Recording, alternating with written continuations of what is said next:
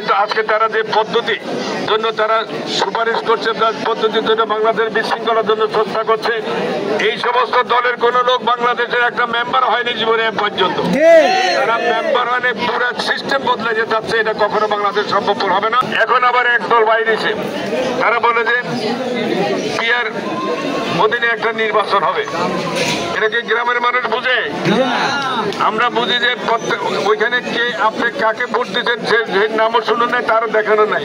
এই ধরনের কোন সিস্টেম বাংলাদেশে আর কখনো চলছে? যাদের অবস্থা গ্রামে গঞ্জে, যাদের কোনো অবস্থা নাই, এই ধরনের লোকজন, এই ধরনের দল আজকে বাংলাদেশে এই ধরনের একটি এই তত্ত্বাবধায়ক সরকারের আলোচনার সাপেক্ষে তারা এই ধরনের উদ্ভট কিছু কাল্পনিক যে সমস্ত কথা বলতেছেন, আসলে এরা নির্বাচনকে বিলম্বিত করার জন্য, নির্বাচনকে প্রশ্নবিদ্ধ করার জন্য, বাংলাদেশের গণতন্ত্রকে আবার একটি হুমকির সম্মুখে ঠেলে দেওয়ার জন্য এই সমস্ত ষড়যন্ত্র চক্রান্ত করছে।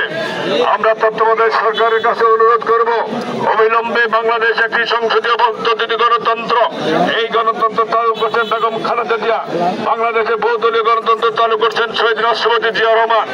দলমত নির্বিশেষে সকলের সাথে ঐক্যবদ্ধ হয়ে 1990 সালে আমরা এই পদ্ধতি চালু করা হয়েছে সকল রাজনৈতিক দলের সাথে আলোচনা করে।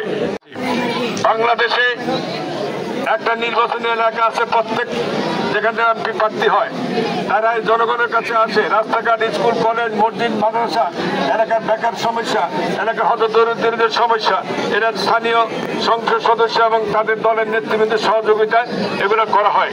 কিন্তু আজকে তারা যে পদ্ধতি জন্য তারা সুপারিশ করছে, তার পদ্ধতির জন্য বাংলাদেশ বিশৃঙ্খলার জন্য চেষ্টা করছে, এই সমস্ত দলের কোন লোক বাংলাদেশের একটা মেম্বার হয়নি জীবনে পর্যন্ত। তারা মেম্বার হয়নি, পুরো সিস্টেম বদলে যে যাচ্ছে, এটা কখনো বাংলাদেশ সম্ভব হবে না।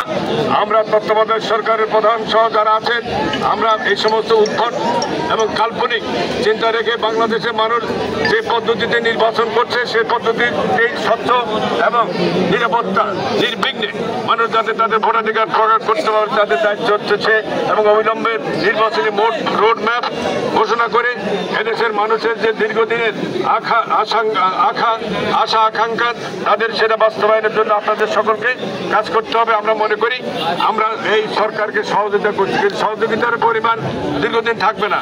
একটি সময় তখন বাংলাদেশের মানুষ, যে দেশের মানুষ খালি হাতে রাস্তায় বুক ফেলে দিতে পারে, তাদেরকে ভয়ভীতি দেখার কোনো কারণ নাই। আমরা গণতন্ত্রের জন্য আমার নেত্রী বেগম খালেদা জিয়া দীর্ঘদিন কারাবাস করেছেন বিনা কারণে, বিনা অপরাধে। আমার নেতা তারেক রহমান শারীরিক নির্যাতন শিকার হয়েছেন।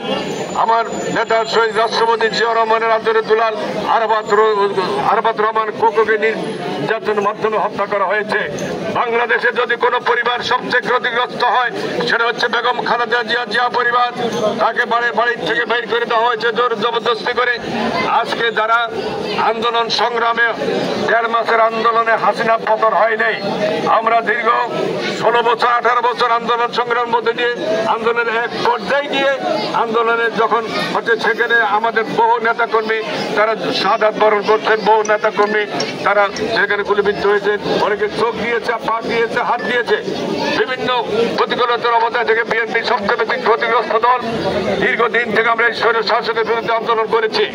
এখন এই সুযোগ নিয়ে যদি কেউ বাংলাদেশে কোনো নতুন করে কিছু কাল্পনিক দাবি দেওয়া উত্থাপন করে এদেশে গণতন্ত্রকে প্রশ্নবিদ্ধ করতে চান, গণতন্ত্রকে প্রলম্বিত করতে চান, তাদেরকে সেই সুযোগ দেওয়ার কোনো অবকাশ নাই।